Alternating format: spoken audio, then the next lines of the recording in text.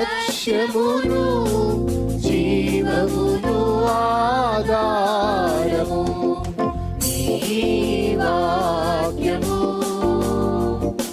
నా త్రోవకు.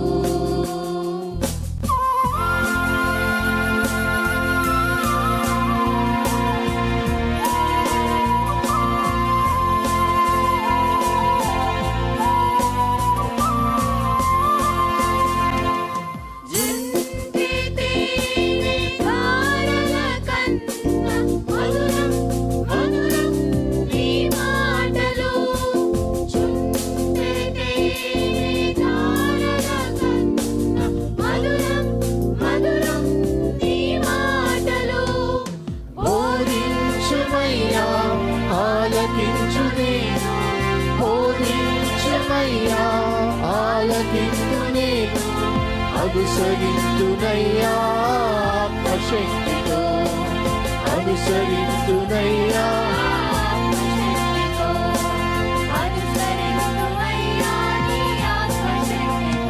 ప్రియమైన సహోదరి సహోదరులకు ప్రభు నామమున శుభములు. దేవుని దయాసంకల్పం చొప్పున ఏర్పాటు చేయబడిన ప్రభుతో ప్రారంభం అనుదిన ధ్యాన కార్యక్రమం క్రీస్తునందల ప్రేమతో మిమ్మల్ని ఆహ్వానించుచున్నాను. జుంటె తేనె ధారల కన్నా మధురమైన వాక్యము మన ప్రాణమును సేదతీరుస్తుంది, మన మార్గమును సరిచేయునది, నిత్యరాజ్యమునకు మనను చేర్చున్నది. దేవుని వాక్యము అటువంటి జీవార్థమైనటువంటి వాక్య ధ్యానం ద్వారా మన దినమును ప్రారంభించుట ఆశీర్వాదకరం. ప్రభుతో ప్రారంభం, తద్వారా ప్రతిక్షణము ఆయన మనతో, మన వెంట కాపరిగా, పోషకుడిగా ఉండాలని కోరుకుంటూ ప్రార్థనతో ప్రారంభిద్దాం. ఆయన ఆశీస్సులు ఆశీర్వాదములు సదా మనకు తోడైండునుగాక.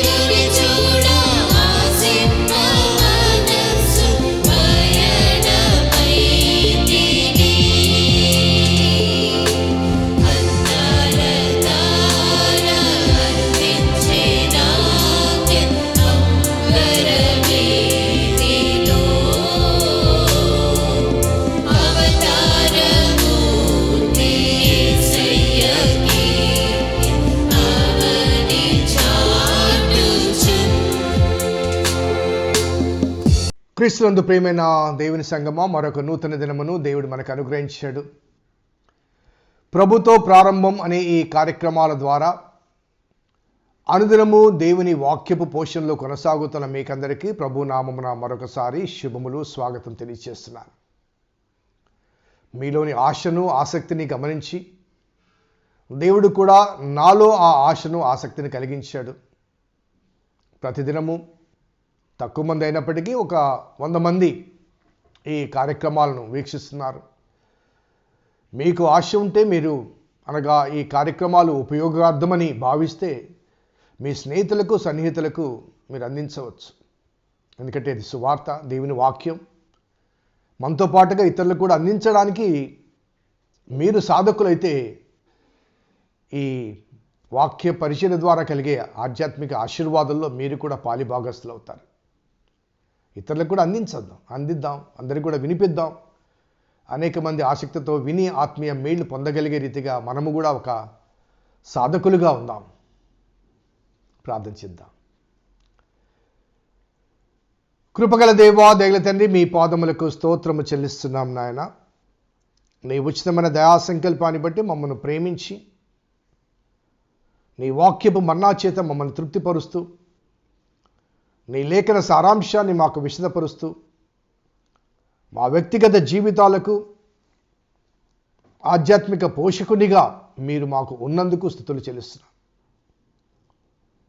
నేటి కొరకైన వాక్య భాగం కొరకు నిరీక్షిస్తుండగా మీరే ఆశగల ప్రాణాన్ని తృప్తిపరిచే దేవుడవు కనుక మా అందరి ఆశ, ఆసక్తి నేపథ్యంలో మాతో పాటు ఇతరులు కూడా ఆత్మీయ ఆనందాన్ని పొందగలిగే రీతిగా ఈ కార్యక్రమాన్ని కొనసాగింపచేయమని మా రక్షకుడైన యేసు నామమున అడిగి వేడుకొనుచున్నాం తండ్రి, ఆమెన్. 25వ కీర్తన 2వ వచనం.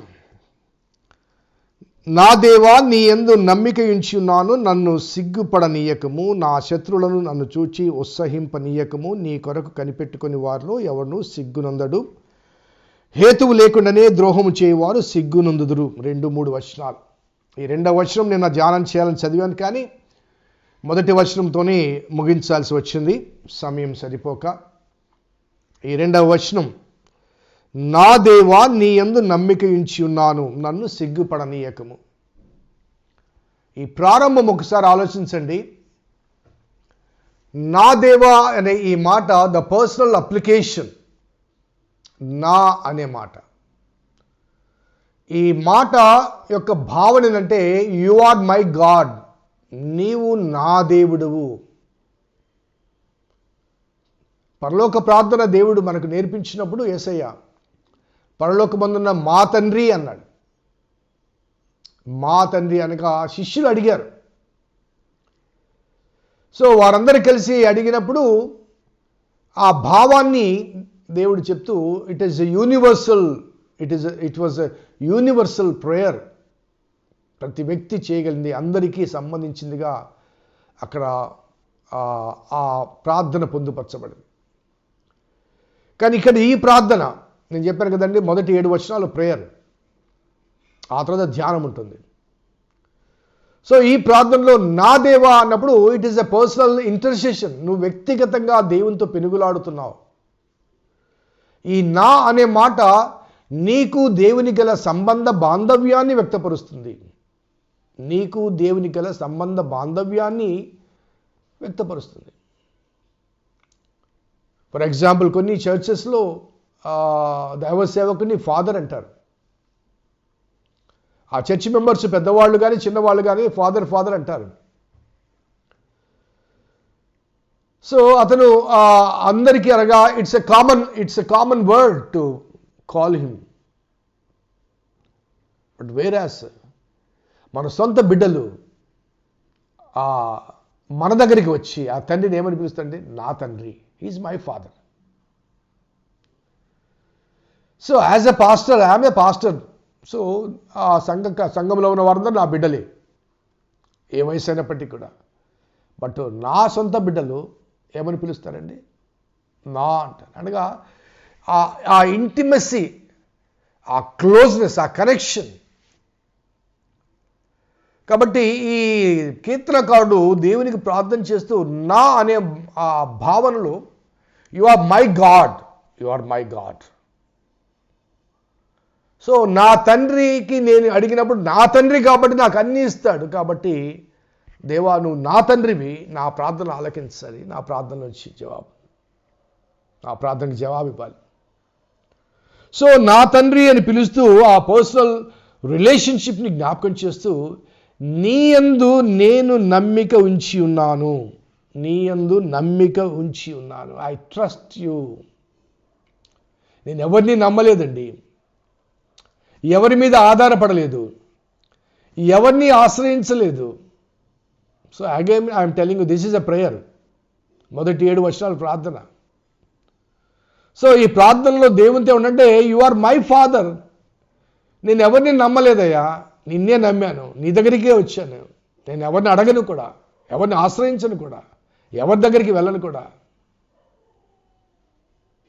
ఆ పెనుగులాటలో ఒక రకమైన ఆప్యాయత ఉంటుంది, ఆ పెనుగులాటలో ఒక విధమైన ఆదరణ ఉంటుంది, అలాగే ఆ పెనుగులాటలో ఒక విధమైన బాండింగ్,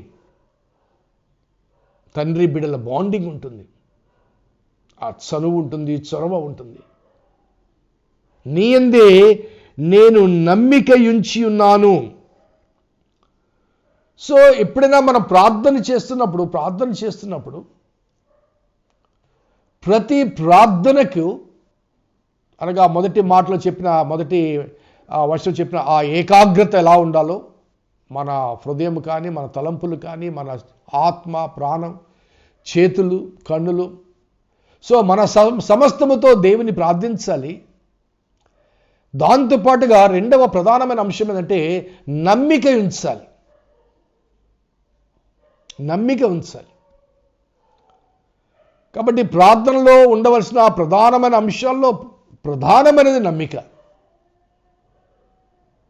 నీవు పరిపూర్ణంగా దేవుని వైపు చూడాలి, ఆశ్రయించాలి, దేవుని ప్రార్థించాలి పరిపూర్ణంగా. అలాగే నువ్వు ఎవరికి ప్రార్థన చేస్తున్నావో ఆ శక్తి పట్ల నీకు నమ్మిక ఉండాలి. ఆ నమ్మిక కూడా పార్షియల్ కాదు, అపనమ్మకం కాదు, అల్ప విశ్వాసం కాదు. పరిపూర్ణమైన విశ్వాసము మనకు ఉన్నప్పుడు ఆ ప్రార్థనకు జవాబు వస్తుంది. ఆ దేవుడు ఎప్పుడు కూడా మనల్ని సిగ్గుపడనివ్వడు. ఆ తర్వాత వచనాల్లో ఆ మాట ఉంది, సిగ్గునొందనివ్వడు. సో 143వ కీర్తన ఒకసారి చూద్దాం. Psalm number 143, 8th verse. నీ యందు నేను నమ్మిక ఉంచి ఉన్నాను, ఉదయమున నీ కృపావార్తను నాకు వినిపించుము, నీ వైపు నా మనస్సు నేను ఎత్తుకొని ఉన్నాను. ఇక్కడ ఇంకొక మాట ఉందండి, నా మనస్సును ఎత్తుకొని ఉన్నాను, నీ వైపు నా మనస్సును ఎత్తుకొని ఉన్నాను, నీ మీద నమ్మిక ఉంచి ఉన్నాను, ఉదయమున నీ కృపావార్తను నాకు వినిపించు. సో మనస్సులో ఏకాగ్రత చాలా కష్టం, చాలా కష్టం. ఎందుకంటే ఆ మనసు చాలా చంచలమైనది. నేను చాలాసార్లు చెప్తాను, దీనికి ఉన్న వేగము. ఒకసారి విదేశాల్లో నీ కుమారుడు, కుమార్తె, నీ బంధువులు ఎవరైనా సడన్గా జ్ఞాపకం ఇచ్చారనుకోండి, ఇమీడియట్గా నీ మనసు అక్కడికి వెళ్ళిపోతుంది, వాళ్ళని చూస్తుంది, వాళ్ళు నీకు కనబడతారు, నీ మనసుకి వాళ్ళతో మాట్లాడతావు నువ్వు. ఇమీడియట్గా మరొక దేశంలో ఇంకా మరొక జ్ఞాపకం వచ్చారు, అరే తమ్ముడు ఎలా ఉన్నాడంటే ఆస్ట్రేలియా ఉన్నాడంటే ఆస్ట్రేలియా, మళ్ళీ వెంటనే ఆ మనసు ఆస్ట్రేలియాకి వెళ్తుంది. వీసా ఉండదు, పాస్పోర్ట్ అక్కర్లేదు, విమానం అక్కర్లేదు ఈ మనసుకి. అంతగా ప్రపంచాన్ని సంచరించే మనస్సును ఇక్కడ భక్తుడు అంటాడు, ఈ మనస్సును నీ వైపు ఎత్తుకొని ఉన్నాను, ఉదయమున నీ కృపావార్తను నాకు వినిపించు. బహుశా ఈ కీర్తనకారుడు ఈ ప్రార్థన అనగా 143లో ఉన్న ఈ ప్రార్థన రాత్రి వేళ చేసి ఉండొచ్చు. While going to bed before sleep, నిద్ర ఆవరించక ముందు అంటున్నాడు, పొద్దునే లేవగానే నీ కృపా వార్తను నాకు వినిపించు. విత్ కాన్ఫిడెన్స్ కదండి, ఎంత నమ్మకం కదండి. దేవా నీ యందు నమ్మిక ఉంచినాను, ఉదయాన్నే నీ కృపావార్త నాకు వినిపించు. ఒకవేళ మనలో ఎవరైనా రాత్రి వేళ ఏదైనా సమస్య చేత బాధించబడుతూ వేధించబడుతూ నిద్ర సరిగా రాక పడుకొని ఉన్నామేమో, పొద్దునే లేవగానే ఈ వాక్యం వింటున్నావేమో, ఒక సమస్యల పరంపరలో చిక్కుకుని ఉన్నావేమో. వెయిట్ బిఫోర్ ద లార్డ్, దేవుని ఎదుట నిరీక్షించు. ఒక దేవుడు తన కృపా వార్త నీకు వినిపించును గాక. ఎందుకంటే నీవు ఆయన మీద నమ్మిక ఉంచి ఉన్నావు, నాట్ ఆన్ ఎనీబడి. అందరిలో ఒకడు కాదండి, ఆయన ఒక్కడే దేవుడు.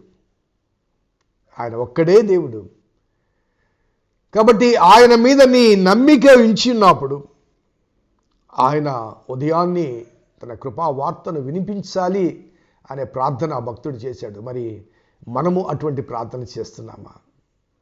ఒకసారి ఆలోచించాలి. అలాగే ఈ మాటల పరంపర ఒకసారి మనం జ్ఞాపకం చేసుకుంటే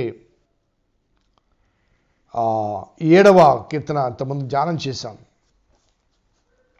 నీ యందు నమ్మిక ఉంచి ఉన్నాననే మాట మరొక భావనలో, మరొక భాషలో 7:1 యెహోవా నా దేవా, నేను నీ శరణుజొచ్చి ఉన్నాను.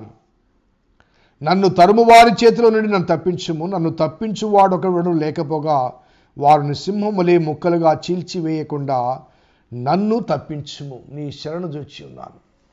అలాగే 11వ కీర్తనలో కూడా మొదటి వచనం, యెహోవా శరణుజొచ్చి ఉన్నాను.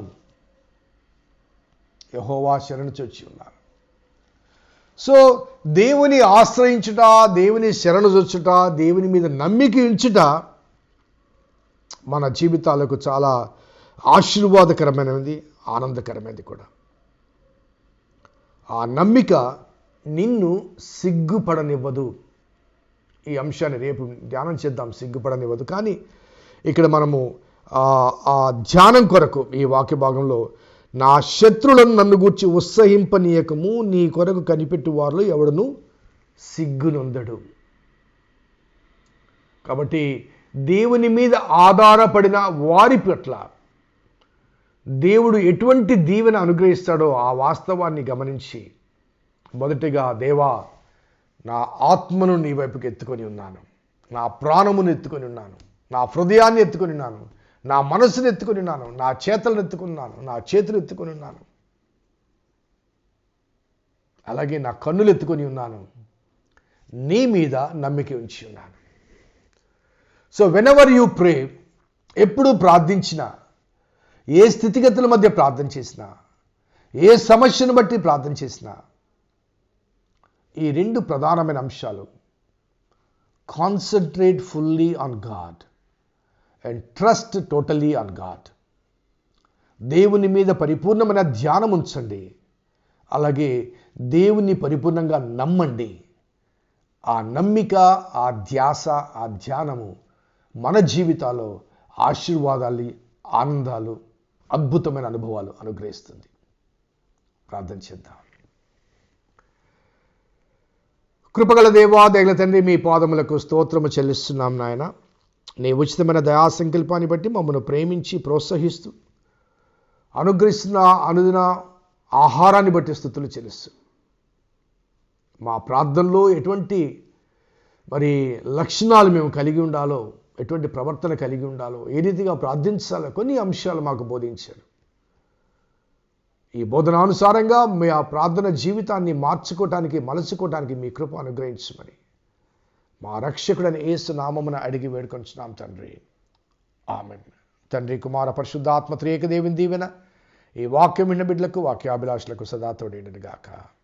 ఆమేన్. God bless you. దేవుడు దీవించును గాక.